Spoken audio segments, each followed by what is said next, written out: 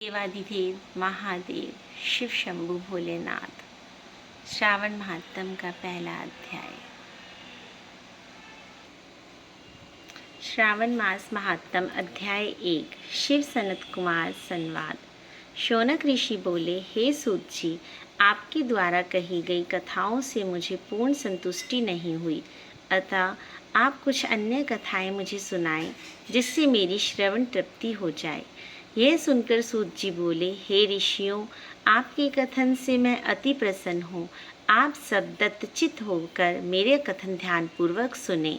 अभिमान रहित ईश्वर भक्ति वाली समझ से दुष्ट विचारों को छोड़कर प्रभु में भक्ति के साथ भागवत वार्ता सुनने की इच्छा रखते हुए, विनम्र होकर ब्राह्मण की सेवा में विश्वास रखते हुए, धैर्य सहित और स्वभाव में नम्रता रखते हुए, मन वचन कर्म से पवित्र होकर, पूर्णतया आरोप प्रत्यारोप रहित होकर तथा तपस्वी वृत्ति में रहना आदि ये 12 गुण गीता में बतलाए गए हैं।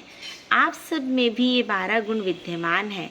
अब मन व आत्मा में प्रसन्नता अनुभव करता हुआ मैं आप सबको तत्व ज्ञान की बातों का वर्णन करता हूँ। एक बार शिव ब्रह्मा पुत्र सनत कुमार से बोले, हे सनत कुमार, आपकी श्रद्धा और अत्यंत सेवा से मैं प्रसन्न हूँ। मैं आपको रहस्यमय बात बतलाता हूँ। संपूर्ण वर्ष के 12 मासों में मुझे श्रावण मास सबसे अधिक प्रिय है। इस मास का महात्म श्रवण से ही मनोकामना पूर्ण हो जाती है, इसलिए यह मास श्रावण मास कहलाता है। पूर्ण माही को श्रवण नक्षत्र योग होने पर भी इस मास को श्रावण मास कहलाता है। आकाश की तरह निर्मल बनने को नभा कहा गया है।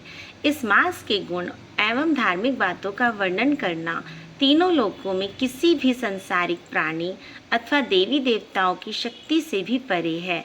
इसके संपूर्ण फल को केवल जगतपति ब्रह्मा ही जानते हैं।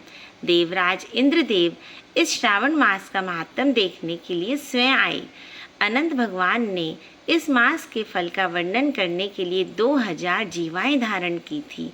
हे महामुनि, वर्ष के अन्य माह इस मास की केवल कला को भी ग्रहण नहीं कर सकते हैं। श्रावण का यह पूरा महीना व्रत एवं धन जोन होता है। यह मास में व्रत आदि पुण्य कार्य करने चाहिए।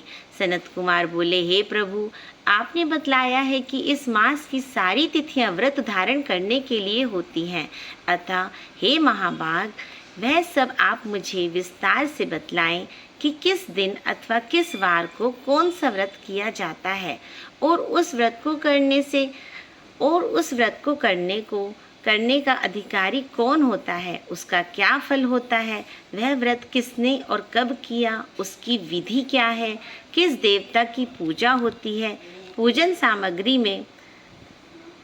सामग्री में कौन कौन सी वस्तुएं सम्मिलित की जाती हैं, उसमें मुख्य पूजन किसका होता है, रात्रि जागरण किस प्रकार किया जाता है, व्रत दिन किस समय किया जाना चाहिए, कौन सा व्रत कब किया जाना चाहिए। हे प्रभु, आप मुझे विस्तार पूर्वक बतलाएं कि यह मास आपको क्यों प्रिय है।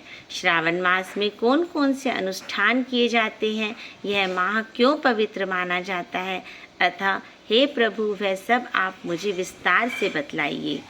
फल। इस पहले अध्याय के पाठ श्रवण से शिव भक्ति में वृद्धि होती है। जय भोलेनाथ। शिव महादेव की जय। श्रावण महात्म का पहला अध्याय संपूर्ण।